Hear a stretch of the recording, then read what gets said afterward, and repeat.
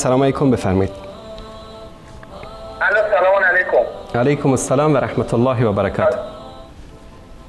خسته نباشید آقای انصاری. سلامت باشید. من همونی هم که مزاحمتون شدم ماه رمضان برای زنگ زدم. بله بفرمایید بیننده. بفرمایید بیننده گرامی. چطور؟ خوبی شما؟ سلامتی؟ زنده باشید، سلامت باشید. الله متعال حفظتون کنه.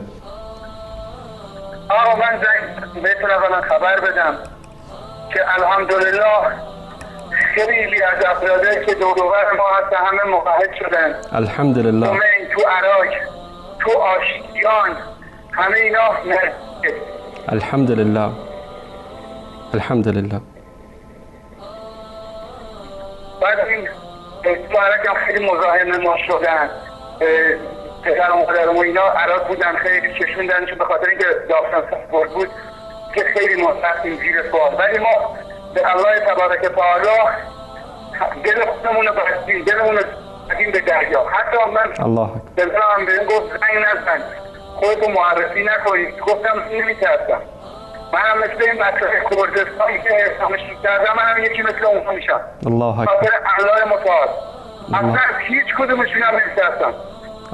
به خدا قسم اینایی هم که موحد شدن دلشون از منم پاک‌تره. الله اکبر. متاسفانه این مثلا شیعه‌هایی که هستن که خودمم قبل اینجا حسینیه داشتیم، گفتم بهتون کلاس قرآن گذاشتیم، الانم الحمدلله برقراره. فقط اینجا اومدن ماهواره و همه اینا برداشتن، هیچ ماهواره رو پشتمونان نیست. الان تو خونه ما ماهواره مگه به نفسه کسایی که مثلا تو اصطلاحات کسایی که تو یه معلومه تو سپاه و بسیج و اینا هستن، اینا ماهواره هاشون محفوظ حتی شاید بیشگردانم باشه. خلاصه ما الحمدلله که خودمون راه خودمون رو پیدا کردیم. الله اکبر. بعد میخواستم اینا خدمتتون از کنیم. شیعه ها مثلا خیال میکنن شما به خود شیعه ها توهین میکنید. بعضی از این عزیزانی که موحد شدن مثلا با ما صحبت میکردن، 658 نفر میگفتن آقا به خود شیعه ها دارن توهین کنن، به ما دارن فحش میدن به ما. میگفتم نه، اشتباه متوجه شدین شما. درست. اینا دارن فقط به این آخوندایی که به ما دارن صحبت کنن. شما کلیپایی دارین مال آخوندا تو مسجدها صحبت کردن. شما از شیعه آقای انصاری گله‌مند نباشین که مثلا نمیتونن جواب قرآنی به شما بدن. به خاطر این برادران شیعه عزیز، من خودم از اینا بودم، میرفتیم تو مسجدها، میرفتیم تو حسینی ها، به جای اینکه قرآن بخونن. آقا اینا حتی من هر کسی از ما خود میکرد، مثلا ما میرفتیم تو مسجد، به جای اینکه یه قرآنی بخونن، یه فاتحه ازشون بخونن، آقا میرفتن مثلا اولا کسایی که وارد میشن باید معرفی میشدن. یه 3 نفر اونجا پول میدن، یکی معرفی میکنه، یکی فقط نوحه میخونه تو جلوی منبر، به خاطر اینکه مثلا چی پول به دستشون برسه. بعد این نوحه میخونن، اجازه نمیدن قرآن بخونن. به خاطر چی؟ چون میرن تو مسجدها، میرن تو حسینی ها، اینا فقط نوحه خواهی کردن. دیگه این بند خدا خسته میشه، میاد خونه اصلا حوصله نداره قرآنشو برداره. درست. این که از اینا بعد از برادران شیعه خواهش میکنم، اینا رو من خودم اینجا خدمت بله. شما برید با صبر صحبت بکنید، با صحبت بکنید، صبر داشته باشید، عجله تون صحبت نکنید که طرف بکنه جوابتون رو بشین. آقا اصلا شما بشین، میتونی باشون تماس بگیرین یا پشت تلفن میتونین باشون جوابشون رو بدین. شما بشین نگاه کنید، باشون نگاه کنید. بعد دیگه این همین آخوند رافضی که شما دارید میگید ما هم روز زبونمون افتاده، من تحضیلی هم به مطالعه اونه که به داره خودشون حرفایی که داره میزنه رو حرف خودش وای نمیشه. بعد تو چه میگه آقا شما از خدا بپرسین، لعنت نکنین، توهین نکنین.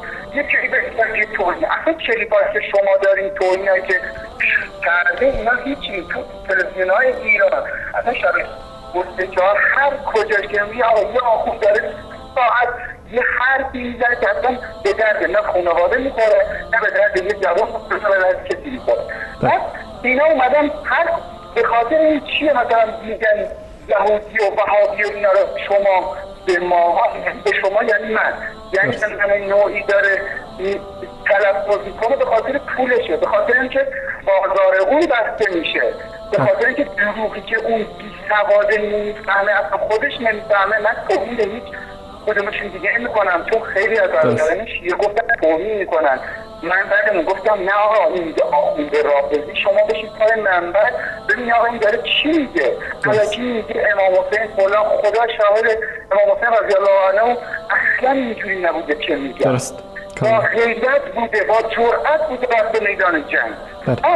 این فیلم حضرت عمر هم خیلی عالیه، یعنی خیلی واقعا گل کاشت گل.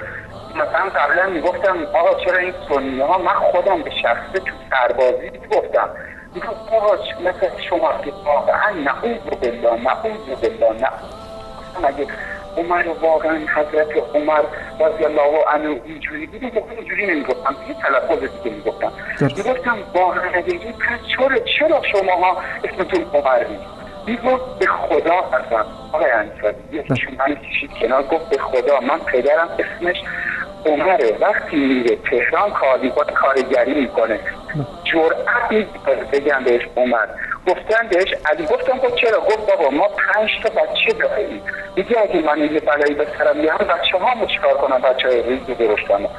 بعد این خیلی از این چیزا، ولی الحمدلله شبکه های شما اومده خیلی راحت یارو داره میگه عمر رضی الله عنه، خیلی راحت اسم ابوبکر میاره. من خودم به شخص 1000 جلسه این کارا رو بوده. بعد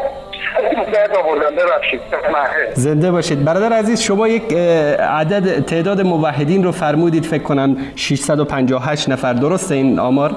605 آقا دقیق به الله متعال حتی تو نماز جماعت. بله صداتون برای چند ثانیه قطع شد، اگر این جمله اخیرتون رو دوباره بفرمایید. الله متعال میگم به الله متعال. اولا ما تو نمازمون که جماعتشو میخونیم هممون به خدا قسم مثل مکه مکرمه الله اکبر.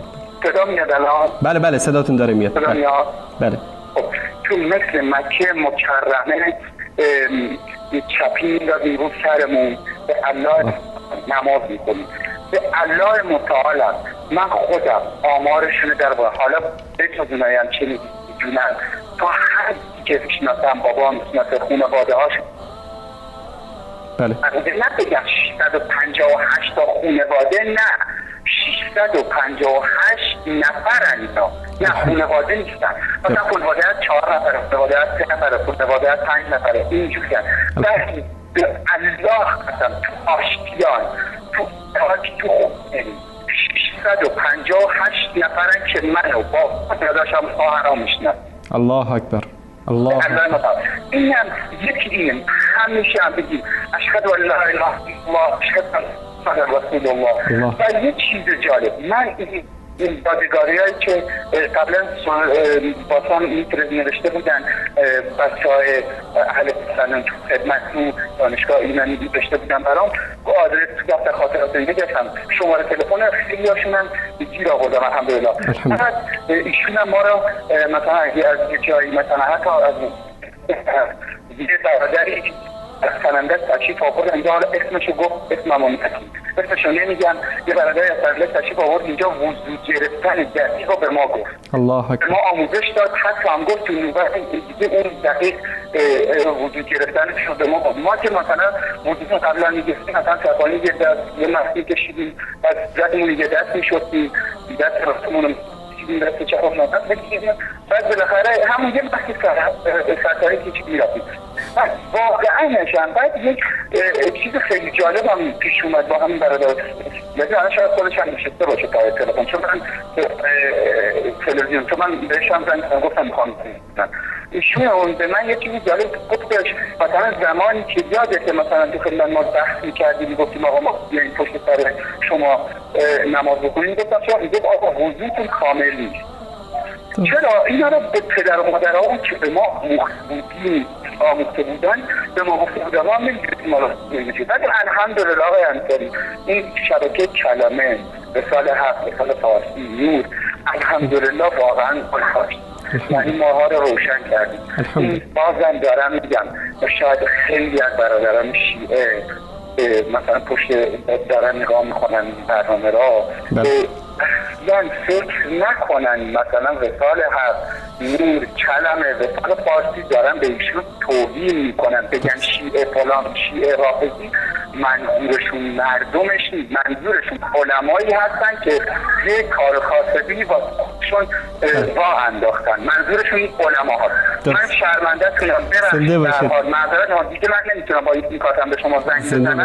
فقط سلام خدمت شما، یعنی کلمه، نور، رسال حق، رسال فارسی از ته دلم، از طرف خودمو، از طرف خانواده‌مو، از طرف این 658 نفر من سلام خدمت شما برادران عزیزم. خدا قوت بشه ان شاءالله براتون.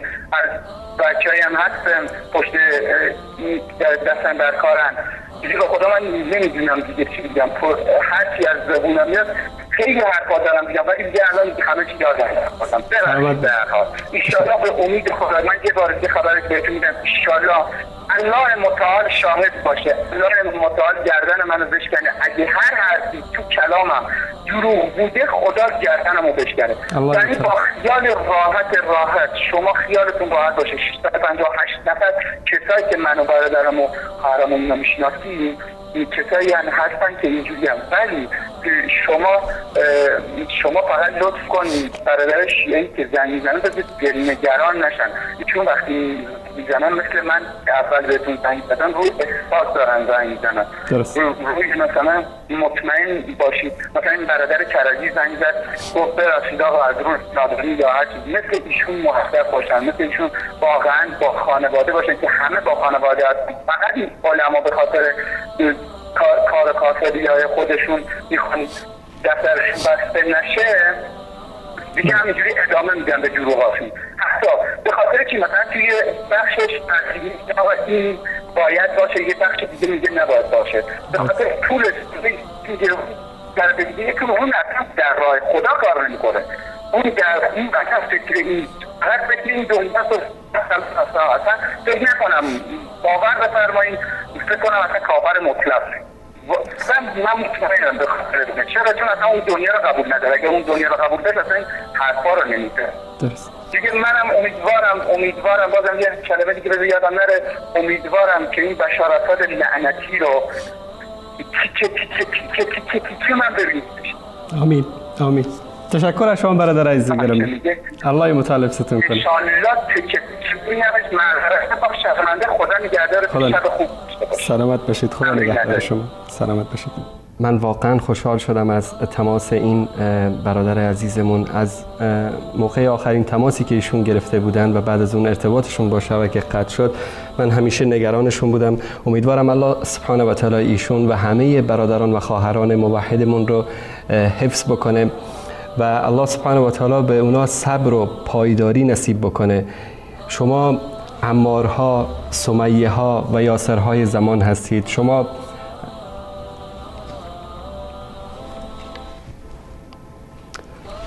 بلال ها و خبیب های زمان هستید که در زیر تازیانه های مشرکین زندگی می کنید. الله سبحانه و تعالی به همه شما عزیزان توفیق پیروی از قرآن کریم و سنت رسول اکرم صلی الله علیه و سلم رو نصیب بکنه.